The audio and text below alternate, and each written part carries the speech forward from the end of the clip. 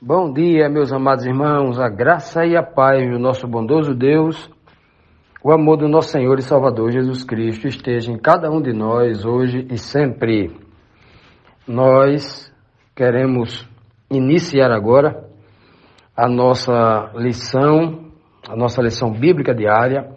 Esta semana estamos estudando sobre o retorno de Cristo para a sua cidade, passando ali, saindo de Samaria, voltando para a sua cidade, a região ali de Nazaré, a região ali da Galileia, cidade de Nazaré, cidade de Caná, cidade de Cafarnaum, aquela região ele retorna para lá e é recebido pelos seus. Lá em Jerusalém ele não foi recebido, rejeitado pelos judeus, mas na região da Galileia ele foi recebido. Então, ontem nós estudamos que um oficial do rei estava com um filho doente, e aí resolveu buscar o Senhor Jesus para a cura de seu filho. E ele chegando lá, o Senhor disse: vá, pode ir embora, que seu filho vai ficar doente, seu filho não vai morrer, seu filho vai ficar curado. E ele realmente acredita, diz que ele acreditou na palavra e acreditou na palavra de Cristo. A fé é crer na palavra de Deus, crer na palavra de Cristo. Então hoje, na pergunta 7, dando continuidade a esse raciocínio, nós temos aqui o seguinte questionamento: com que rapidez a fé genuína em ação daquele oficial foi atendida por Deus? O verso 51 do capítulo 4 de João diz assim: quando ele já ia descendo para sua casa, obviamente, onde o filho estava doente, saíram-lhe ao encontro os seus servos e lhe disseram que seu filho vivia. Porque quando ele saiu lá, o filho dele estava morrendo, estava à beira da morte. Veja só, meus amados, a velocidade com que Deus cura, a velocidade com que Deus atende a oração, o pedido, os anseios das pessoas que exercitam a fé. A fé genuína, a fé verdadeira é aquela que vem pelo ouvir e o ouvir a palavra de Deus, como diz o apóstolo Paulo no livro de Romanos, capítulo 10, versículo 17. Esse homem aqui ouviu a palavra de Deus na boca de Cristo. Ao ouvir a voz de Cristo dizendo: vai, teu filho vive, vai, teu filho vai viver, aquele homem acreditou, ele não questionou com Cristo. Lembremos disso.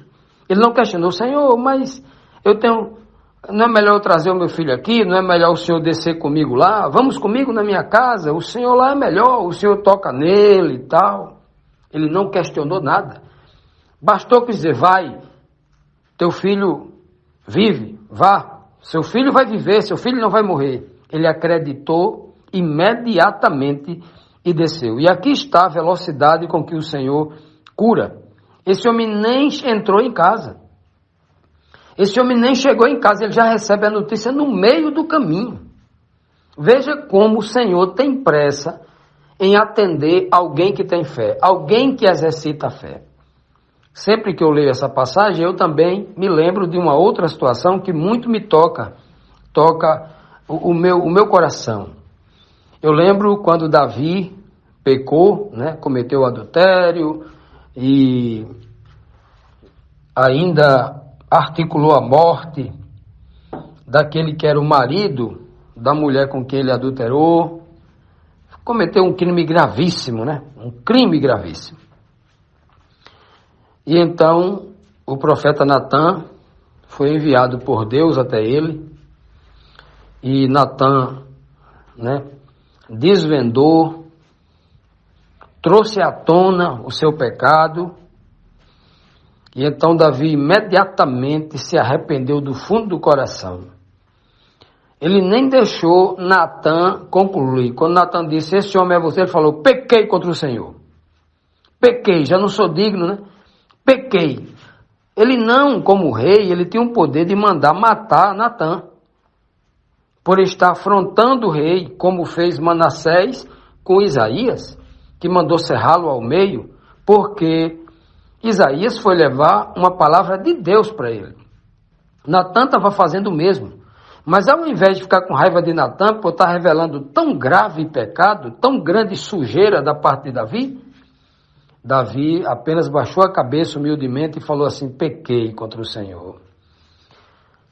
A velocidade com que Davi aceitou, o que é que antes dele fechar a boca, Natan já respondeu: tu não morrerás, o Senhor já te perdoou.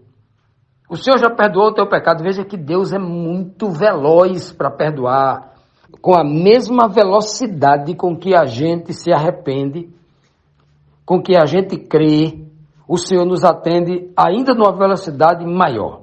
É impressionante quando a gente ora com fé, quando a gente pede, com fé, como o Senhor nos atende. Isso é maravilhoso. Aqui é o caso desse rapaz.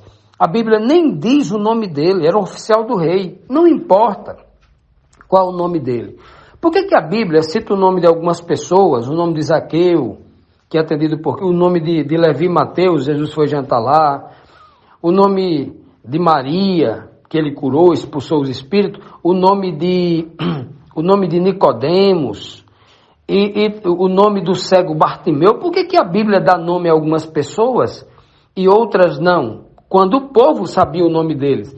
Ora, como é que as pessoas morando em Nazaré não sabiam o nome um oficial do rei? Todo mundo sabia o nome dele. Mas por que a Bíblia não cita o nome de algumas pessoas? A mulher do fluxo de sangue, a viúva de Naim, a mulher da Ciro Fenícia. Por que a Bíblia não cita o nome dessas pessoas? Certamente porque estes homens e estas mulheres representam, o ser humano em todas as épocas, a necessidade de todos. Eu me coloco no lugar deste homem, não porque ele é oficial do rei, mas eu preciso me colocar no lugar dele para que ele seja um estímulo na minha vida no exercício da fé. Para que eu acredite na fala de Cristo, na palavra de Cristo. Quando eu estou lendo a Bíblia e escuto Cristo dizendo uma coisa, é assim, eu preciso colocar em prática imediatamente. Eu preciso escutar aquilo e colocar em prática. Se ele diz na Bíblia, se eu leio na palavra de Deus dizendo assim, você não pode fazer isso, a partir daquele momento eu já não faço mais. Isso é ter fé, isso é acreditar na palavra de Deus. Ter fé não é como a internet, como as mídias dizem, olha, eu sou uma pessoa de muita fé. Não tem nos programas de televisão? Como é que essa pessoa tem fé se ela não sabe nem o que a Bíblia diz? Se ela não pratica o que a Bíblia diz? Determinada vez eu vi alguém no Faustão, no programa do Faustão, há uns 20 anos atrás, uma mulher de biquíni, nua no Faustão, nua, foi fazer uma dança, um negócio lá e tal, nua, e aí o Faustão dizendo assim, é sua mãe que morreu, está no céu olhando por você agora, nesse momento, E ela disse assim, eu sou uma pessoa de muita fé. Eu digo, meu Deus do céu, é uma mulher nua no palco, dizendo que é uma mulher de muita fé. Se ela fosse uma mulher de muita fé, ela estava seguindo o que a Bíblia dizia, ela não estava se expondo daquela maneira, fazendo aquelas danças sensuais, vendendo o corpo para todo mundo. E depois apareceu uma centena de escândalos dessa mulher, centena de escândalos, deixa marido, pega marido, traindo não sei quem, uma confusão. Como que alguém diz que tem fé e não obedece à palavra, se a fé vem pelo ouvir e obedecer o que a palavra diz? Tem muita gente confundindo as coisas. Aqui o texto correto da fé genuína, a verdadeira fé de Deus, que vem de Deus, Deus orientando pela sua palavra, pela sua carta de amor, é essa. O homem acreditou, Cristo falou, vá, se você me obedecer e for sem questionar, o homem nem piscou o olho. Quando Cristo disse isso, ele já foi imediatamente, e aí, por acreditar, o seu filho foi curado.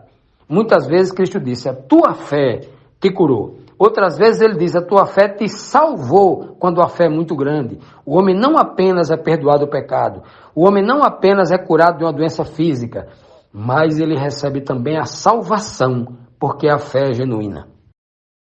Continuando, amados, vamos aqui para a 8ª pergunta. Que outro milagre semelhante fez Jesus? Agora no livro de Lucas, complementando aqui, dando uma robustez ao que lemos aqui no capítulo 4 de João, que outro milagre semelhante a esse fez Jesus?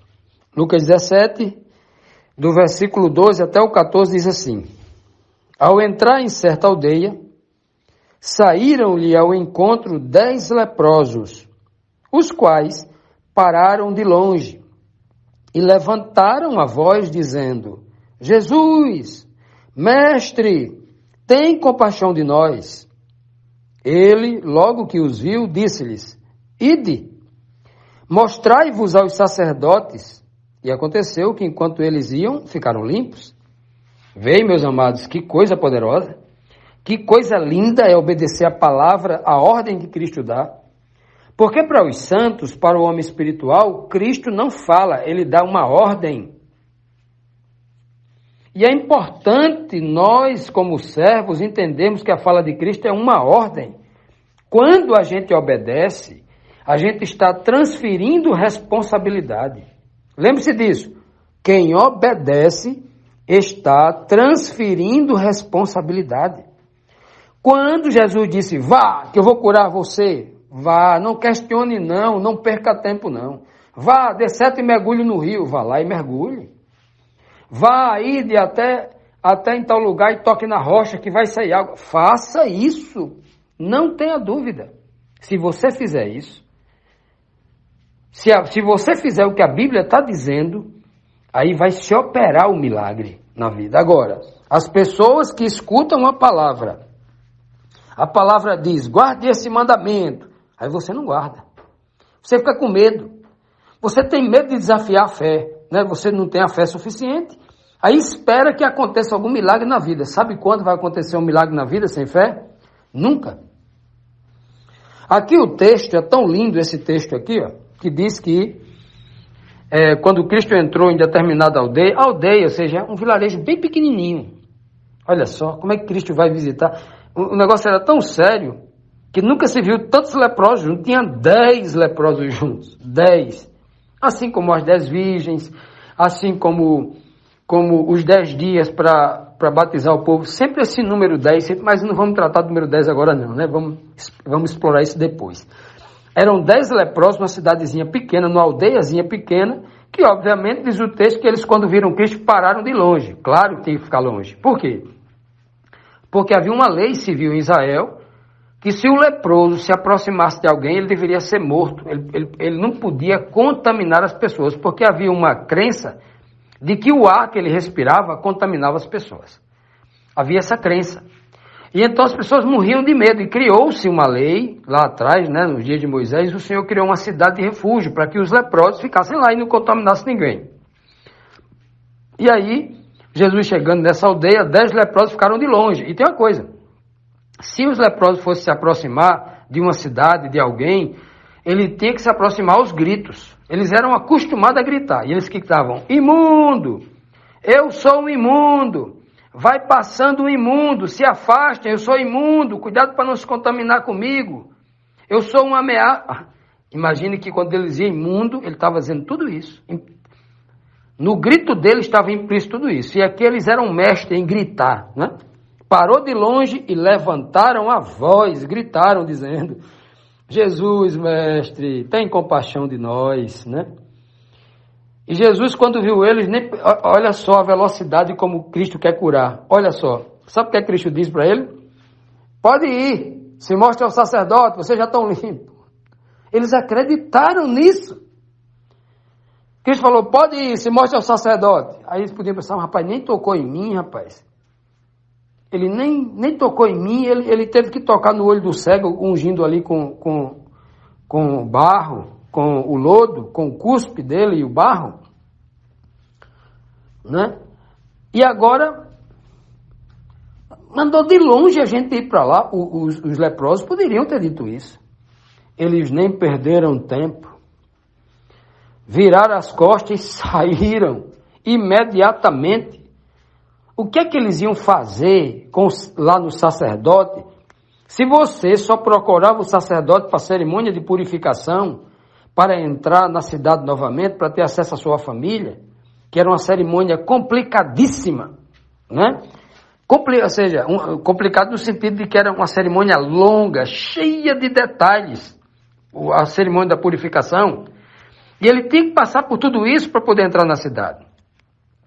Eles olharam para o corpo, ainda estavam leprosos. Como é que eles iam pensar? Eles poderiam questionar: Senhor, como é que a gente vai se apresentar aos sacerdotes se a gente ainda está leproso aqui? Limpa a gente primeiro, que depois a gente vai. Como é que eu vou sair daqui para lá se eu estou olhando para a minha pele, ainda está branca? Eu estou olhando para as feridas no meu corpo? Como é que eu vou sair daqui? Me cure primeiro. Eles poderiam ter dito isso. Mas o texto bíblico diz que esses homens não questionaram. A Bíblia diz que eles, indo, ficaram limpos.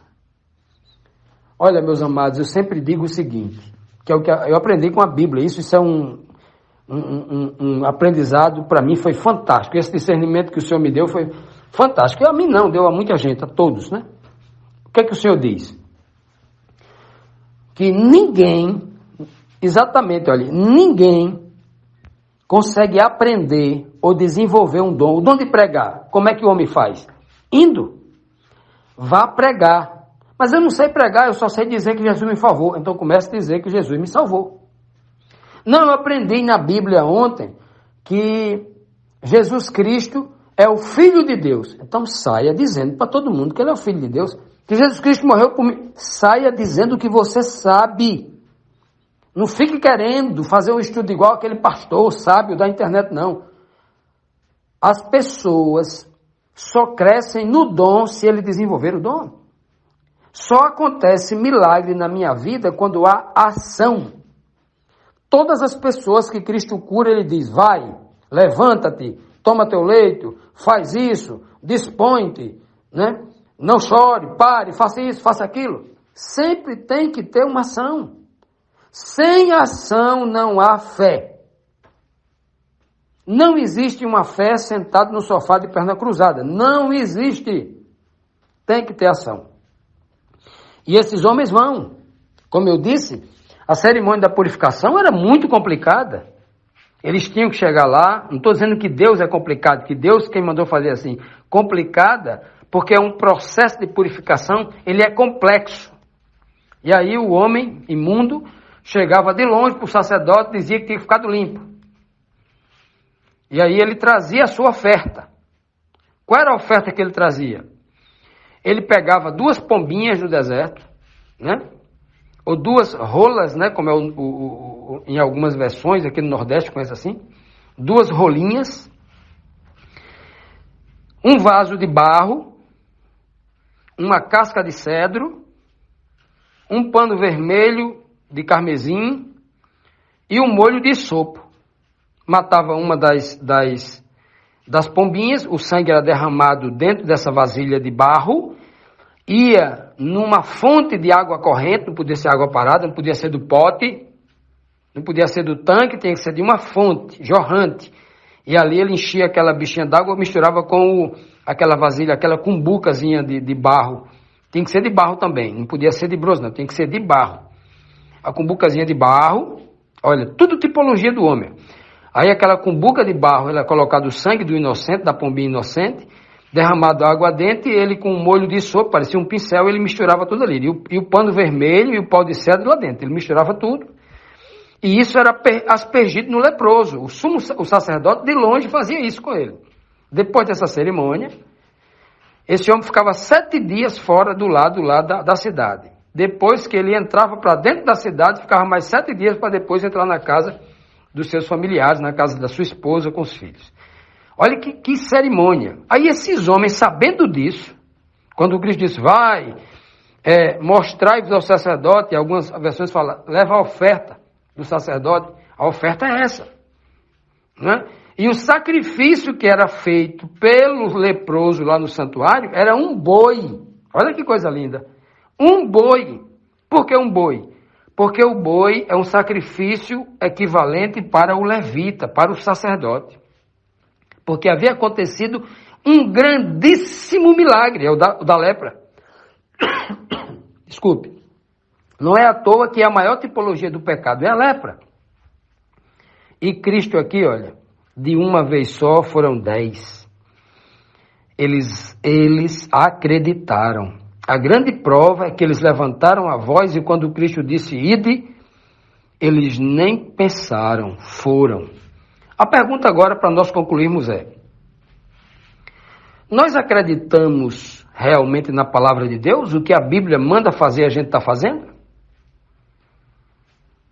Eu quero esta fé para me curar, para curar a minha família, para curar os meus parentes. Quando eu orar, o Senhor me atendeu, eu quero essa fé?